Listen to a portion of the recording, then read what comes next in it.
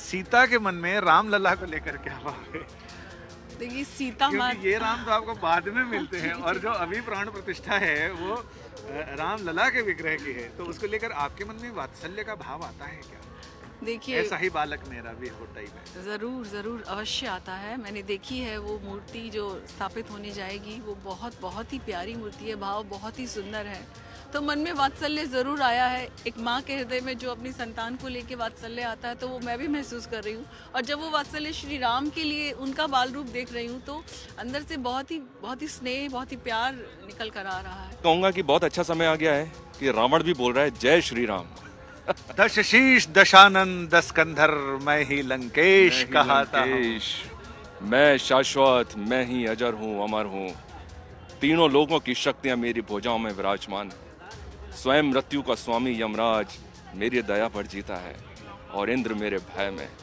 मैं हूँ लंकेश दशानन रावण। राम नाम की लूट है, लूट सके तो लूट। राम नाम का सुमिरन कर ले, क्यों इतना भटका है तू। अयोध्या में आएंगे राम, अयोध्या में आएंगे राम। मगन मन बोले जय सिया राम। हरि अनंत हरि कथा अनंता, कहीं सुनहि बहुविधि बहुसंता। यानी राम कथा को सैकड़ों सालों से लोग अलग अलग तरह से सुनते आ रहे हैं, सुनाते आ रहे हैं, मंचित करते आ रहे हैं, लीला करते आ रहे हैं। अयोध्या की रामलीला जो लगभग 100 से ज्यादा देशों में देखी जा रही है पिछले 5-6 वर्षों से, लेकिन अभी की रामलीला का अंतर क्या है कि बाकी समय तो दशहरे पर रामलीला होती है, लेकिन यहाँ अभी इतनी सर्दी में रामलीला, और वो भी अयोध्या में राम जी की जन्मभूमि पर। जय जय सिया राम, जय जय श्री सीताराम। तो ये रामलीला बाकी लीलाओं से जो बाकी समय पर होती है उससे बिल्कुल अलग है। मौसम अलग है, छटा अलग है, भावना अलग है, भाव अलग है, बहुत सारी चीजें अलग हैं इसमें। ये तो हमारी भावना है कि 4 डिग्री टेम्परेचर में भी हम लोग वनवासी वाले कॉस्ट्यूम में घूम रहे हैं यहाँ पर और प्रभु के लिए अपनी लीला, प्रभु की लीला करने की चेष्टा कर रहे हैं। और ये प्रभु ने ही चयन किया है, शायद वही चाहते हैं कि हम यहाँ पर ये सब करें। और अक्टूबर में जब दशहरा के समय हम लोगों ने 10 दिन की लीला करी थी, तो ये बहुत ही असीम 2024-22 जनवरी बहुत ही अच्छा, बहुत ही पाक, बहुत ही असीम दिन है। तो हमें लगा कि हमें एक बार 10 दिन की लीला और करनी चाहिए। तो 10 दिन की तो ना सही, पर 16 तारीख से शुरू करके हम 22 तारीख तक इसको करेंगे, यहाँ पे चेष्टा करेंगे।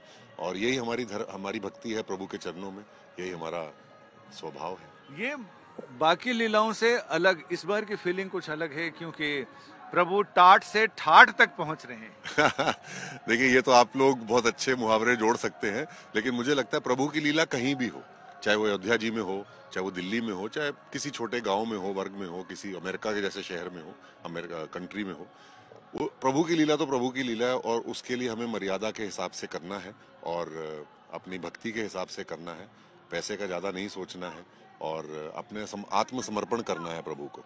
तो यस, टाट से ठाट में जा रहे हैं, लेकिन मुझे लगता है प्रभु तो हमेशा ही ठाट में थे, बस वो हमें ठाट में रखते हैं। तो वो तो कितने ठाट वाले होंगे। आज अपने महल जरूर वापस लौट रहे हैं 22 तारीख को, और ये मौजूदा सरकार के लिए बहुत बहुत बहुत बड़े हम लोग नतमस्तक हैं उनके सामने कि उन्होंने हम सबको अपने जीवन काल में ये दिन दिखाया, ये दृश्य दिखाया।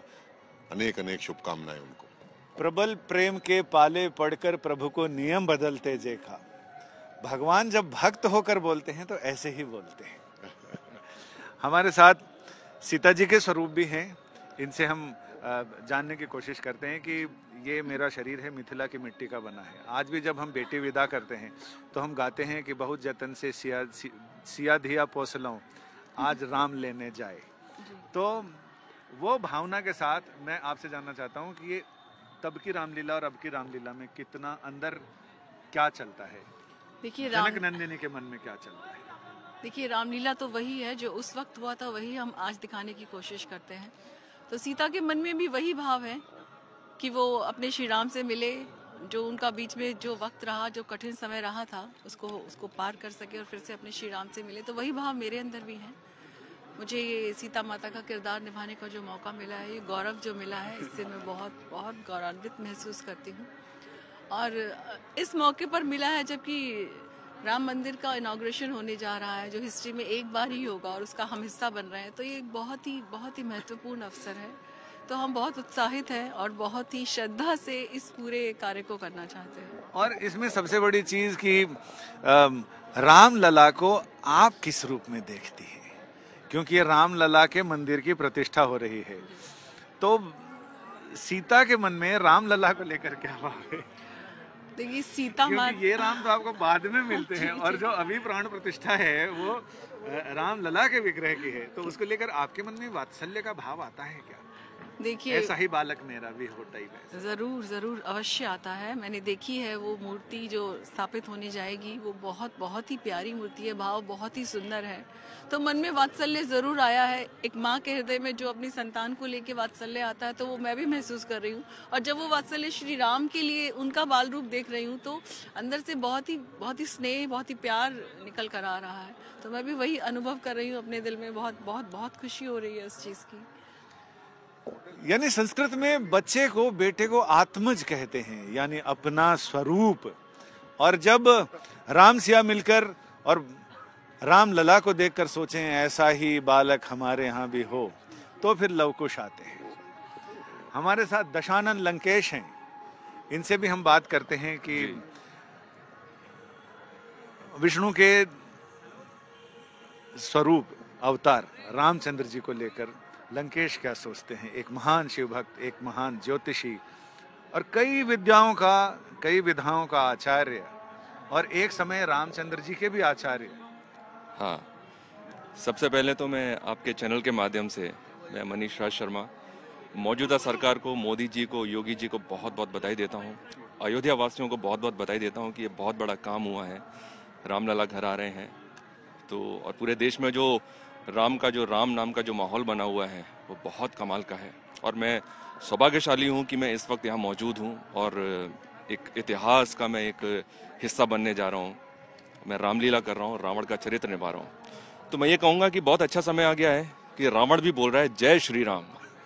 दश शीश दशानन दस कंधर मैं ही लंकेश कहता हूँ। मैं शाश्वत, मैं ही अजर हूँ, अमर हूँ। तीनों लोगों की शक्तियां मेरी भुजाओं में विराजमान है। स्वयं मृत्यु का स्वामी यमराज मेरी दया पर जीता है और इंद्र मेरे भय में। मैं हूँ लंकेश दशानन रावण।